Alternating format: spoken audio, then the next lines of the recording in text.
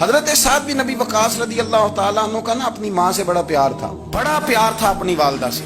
تو حضرت سعد بن ابی وقاص کلمہ پڑھ گئے. اماں جی نے بھوک ہڑتال کر دی. اسے پتا تھا کہ میرا پتر مجھ سے پیار بڑا کرتا ہے, میں نے بالآخر منوا لینا.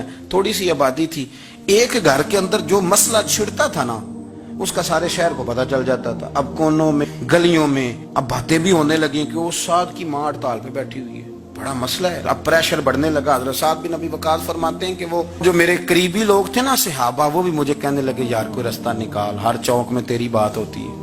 کہتے ہیں میں گھر جاتا تو گھر والے, بہن, بھائی, بچے, باپ سارے کہتے ہیں یار تیری ماں مر جائے گی. اب بہت بڑا ایشو ہے. ہم یہ کہہ دیتے ہیں کہ انہوں نے قربانیاں بڑی دی, لیکن آپ ذرا بات کو سمجھے نا کہ اماں بھوک ہڑتال پہ بیٹھ جائے, ایک انسان کہاں کھڑا ہو جائے گا؟ بدنامی الگ ہے, بحث الگ ہے, سیانہ بندہ, مالدار, وزادار, قبیلے والا.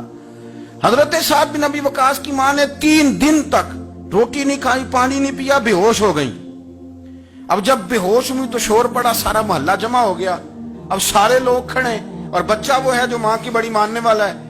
اماں کے اوپر لوگوں نے پانی شانی ڈالا, ہوش آئی تو حضرت سعد بن ابی وقاص قریب آئے, کہنے لگے اماں ایک بات کرنی ہے. اماں بھی بڑی مشکل سے اٹھ کے بیٹھ گئی کہ پتر ماننے لگا میرا. لوگ بھی کھڑے ہو گئے, مسکراہٹ بھی ہونے لگی کہ لو نہ کوئی بات ہونے لگی. ماں کہتی ہے کلمہ چھوڑ دے پھر مانوں گی. حضرت سعد بن ابی وقاص کہنے لگے اماں سن میری بات, 3 دن ہو گئے, مکے کا کوئی کونا کھدرا ایسا نہیں جس میں میری تیری باتیں نہ ہوئی ہیں, اور قبیلے کا, علاقے کا کوئی شخص نہیں. لوگوں نے بڑی باتیں کی, اور لوگ جب باتیں کرنے پہ آتے ہیں پھر اوپر تک جاتے ہیں. یہ بھی کہا کہ کیا دین یہ سکھاتا ہے کہ ماں بھوکی مر جائے؟ یہ بھی لوگوں نے کہا. میں نے ہر شے سنی, برداشت کی.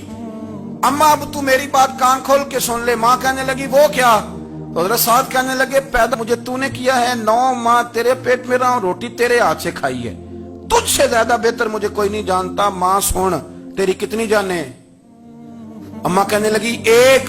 تو حضرت سعد فرمانے لگے تیری 1000 جان بھی ہو نا تو ایک ایک کر کے ساری نکل جائے تو میں محمد عربی کا کلمہ پھر بھی نہیں چھوڑوں گا. ختم ہو گئی بات. یہ کیا بات؟ وہ کچا رنگ للاری والا جڑا چڑھدا تے لیندا رہندا, اے عشق تیرے دا رنگ محمد جدوں چڑھ جائے پھر نہیں لیندا. یہ کیا بات ہے؟ اماں تیری 1000 جان بھی ہو, روٹی کھانی ہے تو کھا, نہیں کھانی تو نہ کھا. یہ لفظ کہتے ہیں حضرت سعد بن ابی وقاص رو پڑے, آنسو آ گئے. لفظ کہہ کے باہر نکلے, مجمع چھٹ گیا. جس نے جو مطلب لینا تھا لیا, جس نے جو کہنا تھا اس نے کہا. حضرت سعد چلے گئے.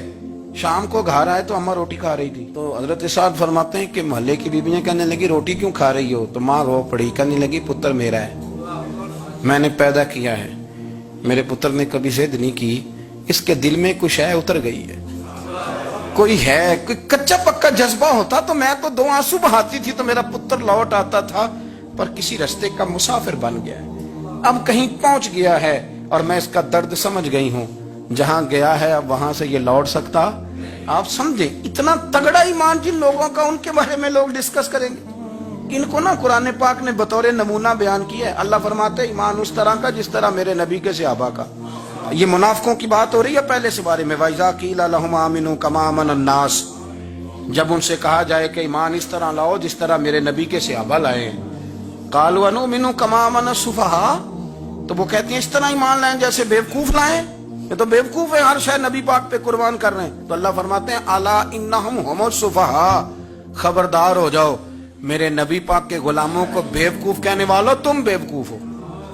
اللہ کہتا ہے تم پاگل ہو, بیوقوف ہو. اللہ انہیں پاگل کہتا ہے, اللہ پاگل کہتا ہے انہیں جو نبی پاک کے صحابہ کو پاگل کہتا ہے, اللہ انہیں پاگل کہتا ہے. یہ معیار ایمان ہے. قرآن نے کہا ایمان اس طرح کا جس طرح کا نبی پاک کے. وَإِذَا قِيلَ لَهُمْ آمِنُوا كَمَا آمَنَ النَّاسُ, ایمان اس طرح لاؤ جس طرح میرے نبی پاک کے صحابہ ایمان لائے ہیں, اس طرح ایمان لاؤ, اس طرح.